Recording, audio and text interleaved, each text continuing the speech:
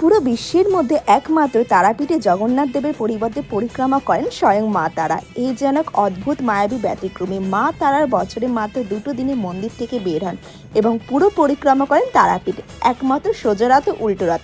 কথিত আছে যে সাধক ব্যামাখাপা মা তারার রথে টান মারে। হাজারো দর্শনার্থী পুণ্যলাভের আশায় এই দিনে আসে তারাপীঠে এবং বিতরণ করা হয় প্যারা, জিলেপি ও বিভিন্ন ধরনের মিষ্টান্ন। ভিডিওটি ইনফরমেটিভ লাগলে ভিডিওটা শেয়ার করে এক কমেন্ট করে দিও। জয় মা তারা, জয় জগন্নাথ।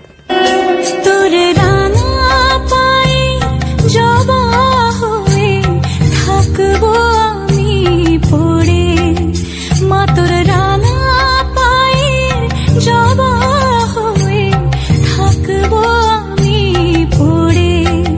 তারা তুই ছাড়া কি শান্তি দেবে এমন জীবন জুড়ে, তারা তুই ছাড়া